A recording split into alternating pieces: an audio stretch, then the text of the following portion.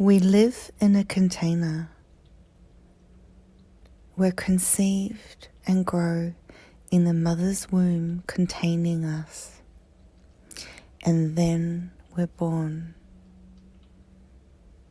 We're housed in a cot, a container. We're carried in a car seat, a pram, a container. We live in a home, a container. We live in a world that is a container. It contains us all. Inside our hearts is a container.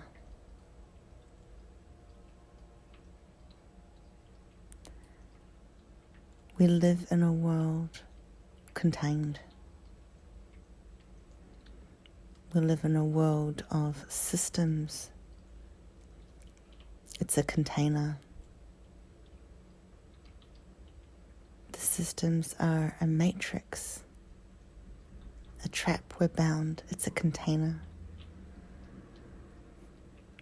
We live in a world of culture. It's a container. We live in a world mapped out with countries, borders, continents, division. It's a container. We live in a world full of containers within one big container. We live in a world where we fight just to be ourselves. No matter what we do, we're still in a container. We live in a world where people feel boxed in their containers. We live in a world where we store things in containers. We live in a world where we contain ourselves because of religion, culture, expectations, systems, judgments. We're contained. We live in a world where we fight just to be ourselves or to speak our truth because we're in a container. We live in a world where we feel boxed in to our box that is a container. We live in a world where each person has their own container, and as they communicate, it's from one container to another.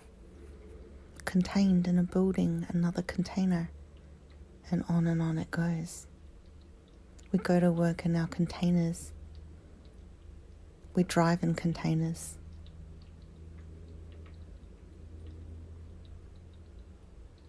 It's one container after another. When you dare to step out of your container, you're all that you are. And when you talk to another person that stepped out of their container, they're open to who you are because they're open in who they are. You're free without your containers. But then, because of the nature of the world and all the containers, and because we're contained in a big container full of containers, we have to then pop back into our containers, if not for practical reasons, like hopping in our car, our container, to drive to our home, which is a container, or going to work, another container. Then it's because we can only come out of our containers for so long. Because the world of containers keeps on containing. And it feels unsafe, so we again get into our container to protect ourselves and to feel contained, like the womb. We are safe. Underneath all of that, we still feel unsafe in our container within a world filled with containers. from whence we came before we were born, the higher world, the world of spirit, heaven, there are no containers.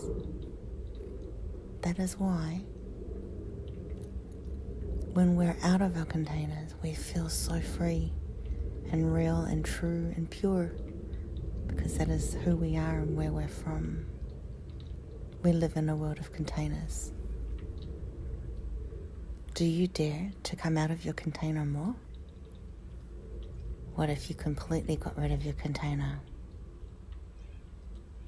So from now on, have a think about what stops you from coming out of your container. What are the containers in your life? Who are containers? Who do you feel is not in the container, or for moments of time comes out of their container, and how does that feel? Do you feel content in your container? How do you see the world as one big jumble of containers? Do you dare to come out of your container more and more? In this world of awakening, we're seeing beyond the container. We see outside of the container.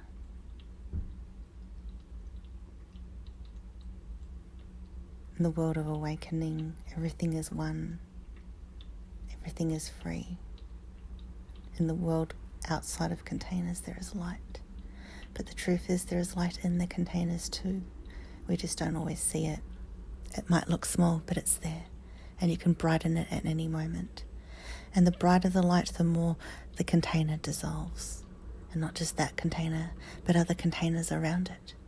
So as you can imagine, as these seeds of awakening brighten us, inspire us, lighten us more and more and more, and as more and more light spreads out and out and out, more containers melt away and disintegrate.